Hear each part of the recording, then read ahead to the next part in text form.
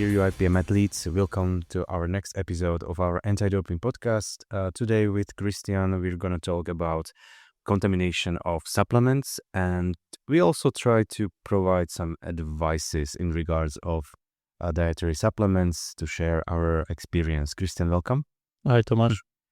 I think that supplements sits in something like gray zone in sports. Some are useful, some are unnecessary, and some are even risky. So in anti-doping, the biggest issue is not only effectiveness, but also safety, contamination risk, and strict liability as well. So we try to explain why supplements can be dangerous, how athletes can reduce the risk, and also give practical evidence-based supplement picks for everyday athletes. So let's start with supplement contamination. Is it such a big problem in not maybe only in sport, but in general, the contamination, the quality of supplements? What's your perspective on that? Well, the quality is definitely an issue. It may be mainly because the safety or manufacturing standards are less strict compared with medicines. And in our anti-doping practice, we have seen quite a number of contaminations in the recent years. And what has changed in those recent years?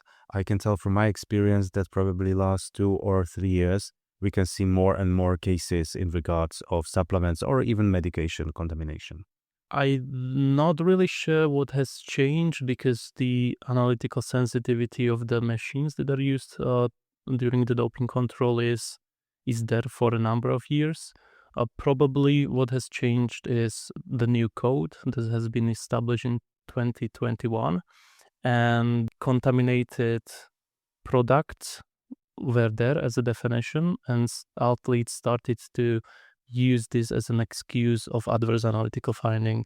We often give an advice to our athletes that be careful with supplements, go for third-party tested supplements. Is it enough? Would you recommend this approach? What are the pros? What are the cons?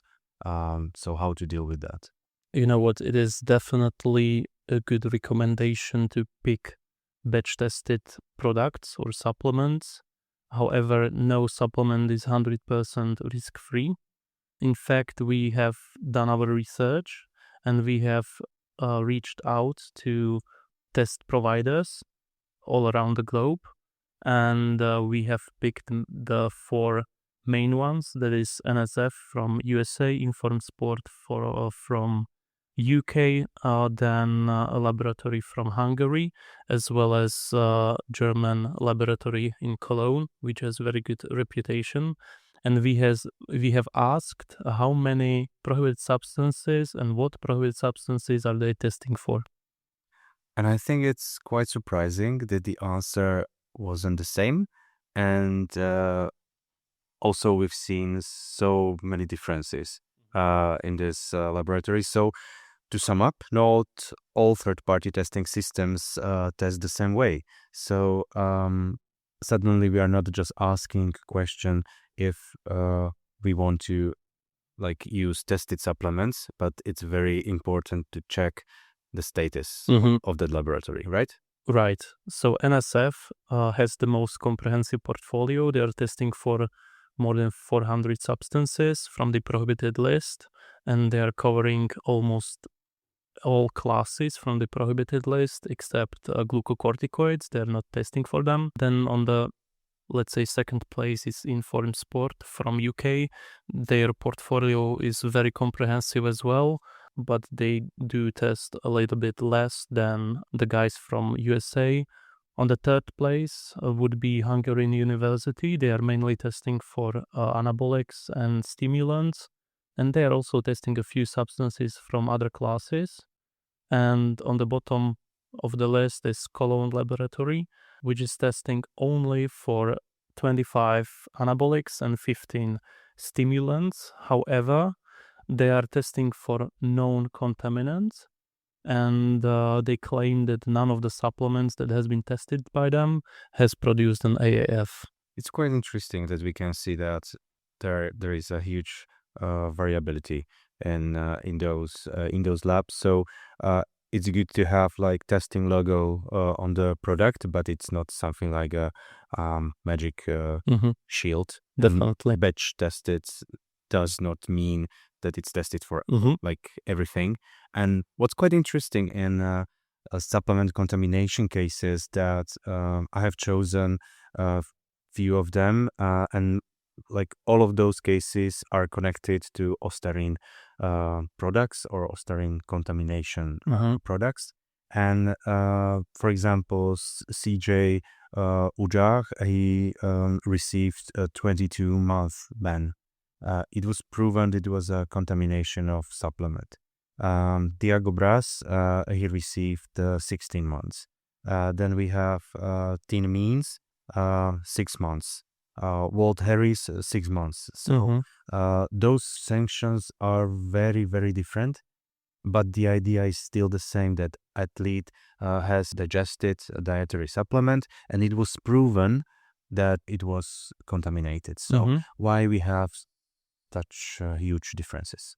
The basic sanction for Osterin is 4 years, and by gathering the evidence that the supplement was in fact contaminated, the athlete bears no intention. However, we have to look at fault or degree of fault as well. And I do not know these cases in detail. However, I can see that in this aspect, there could be differences because the part of um, evidencing during the doping hearing proceedings is not only producing evidence that the supplement was in fact contaminated. The athlete also has the burden of proof to share information how the contaminated product was used, why the contaminated product was used, if the contaminated product was declared on the doping control form, if the athlete has proof of purchase of this supplement. So all of this creates a story. So if the athlete declares the use on the doping control form, has the receipt that the supplement was in fact bought and was used before the competition. So in this aspect, what could help is having a notebook where you write down what supplements you take, when you take them, and so on. And also you have to have a expert opinion on the fact that if the contaminated supplement was in fact used, then if the adverse analytical finding is matching the contaminated product. So if the contaminated product has certain concentration of Osterin in it, then you have certain concentration of Osterin in your urine if you have adverse analytical finding, and probably they have used it 2 days before the competition, 1 day before the competition, or during the competition, and all of this has to be assessed. So it depends on the whole story and the whole picture, because some athletes only think it's about providing the evidence that we have contamination in this supplement. That's it.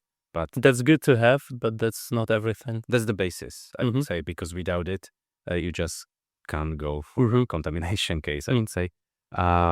Of course, all supplements must be declared on doping control form, but also it's quite interesting what you mentioned, that, for example, athletes need to have a proof that they have actually bought the supplements. So, yeah, it's a whole story behind that. After talking about that risk, we also want to be a bit practical. Not all supplements are bad. Some are quite useful, but the order matters. Still, we believe food-first approach is probably the basis for a good performance. And then we can target some performance goals with supplements as well. So we would like to provide our like advice or our opinion about some supplements, and we can start with supplements for basically both people and recreational athletes as well, let's say for everyone. And I think that the most like foundational one are protein supplements. I think they are quite like convenient supplements, but it's not something miracle.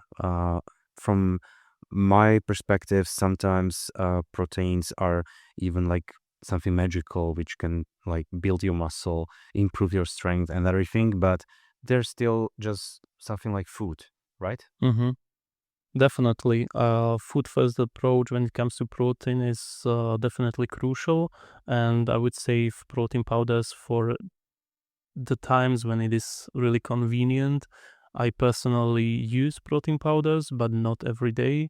I try to limit the intake to only some situations when I'm traveling or I'm going for training after work and so on, when it really is convenient and I have no other option. Yeah, and with proteins, it's not only about protein powders, but I think the most important thing is to have insight on your protein intake per day Mm-hmm. in general. And then you can establish which part of that is from food and which part is from protein powder. From what I have seen, the most athletes have problems with protein during breakfast and snacks. So, if they are having breakfast or snacks, they are mainly consuming carbs, and a small amount of athletes consume protein as well. So, if you aim to add protein to your breakfast and your snacks, then probably you are good to go with food and you do not need supplements at all. Another supplement is creatine monohydrate. We have discussed this supplement in our podcast. But just to sum up, from my perspective, I think is a very interesting supplements. It's probably the most evidence-based performance supplements for like general gym and power focus training. Now we have a lot of facts also about neuroscience advantages Mm-hmm. of this supplement. I think it's still good to have some resistance training. So that these supplements actually make sense, but I think in general it's quite useful supplement, right? I would say so. Creatine is good for most athletes. When it comes to dosing, I would suggest taking 5 grams per day, and the maximum benefit comes after 28 days. Then we have omega-3. I think those supplements are very important for basically whole population, but if you can have fish in your diet, fatty fish in your diet at least twice a week, I think you can really have good amount of these omega-3. But if you have problems with fish, I think Mm-hmm. this is probably the best source. Yeah, Yeah. in some parts of the world, the fresh fish is not an option. Even in Slovakia, it is hard to find fresh fish. However, I'm trying to eat 1 to 2 servings of fish per week, and at the moment, I'm not taking omega 3s.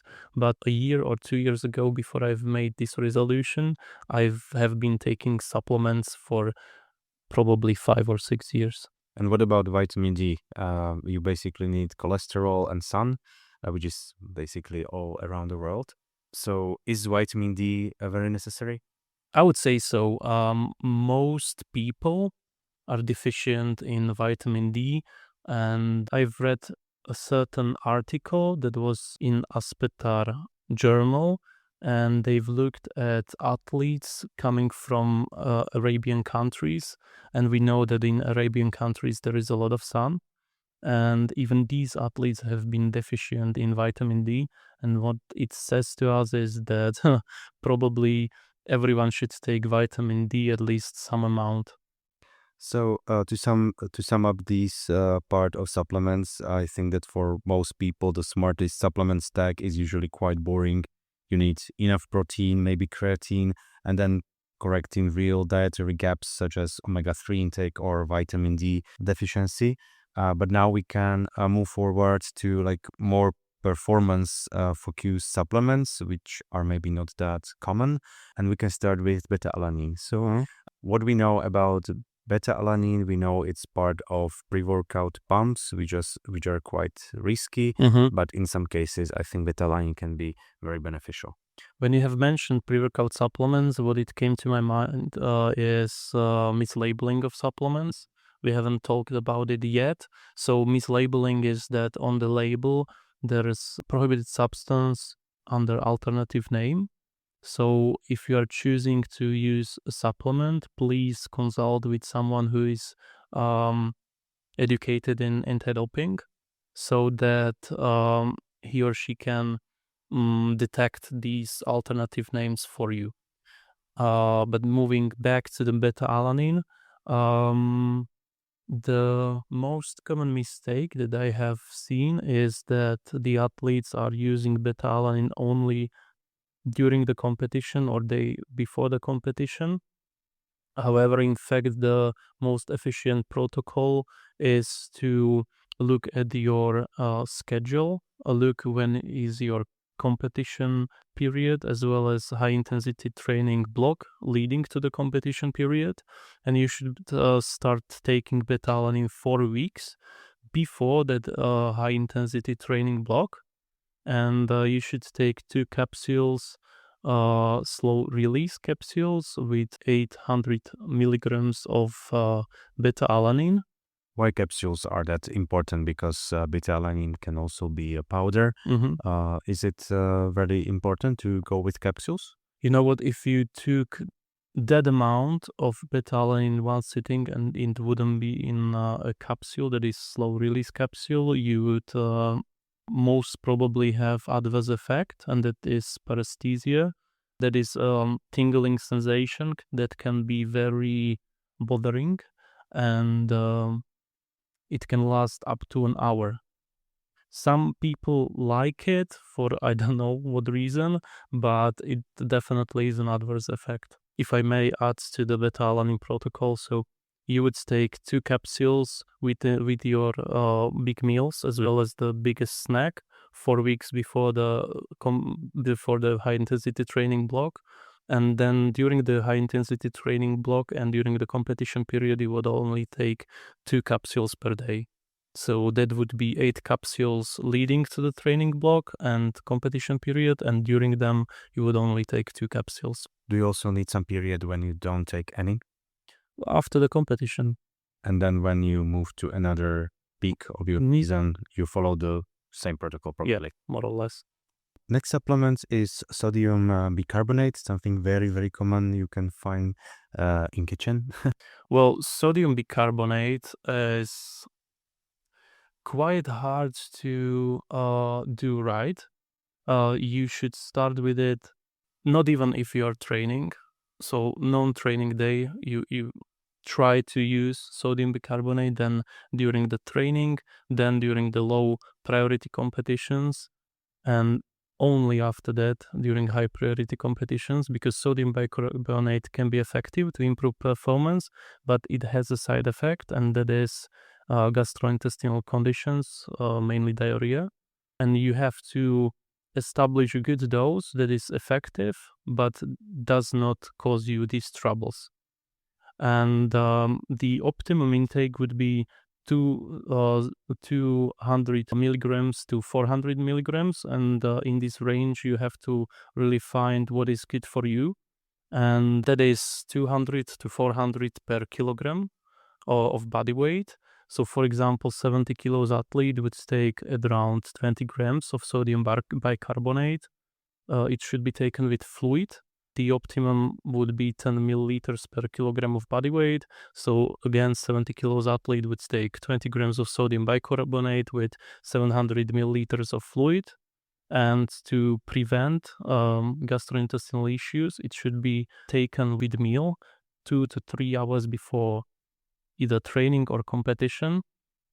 And in this way, you can minimize the problems and maximize the results.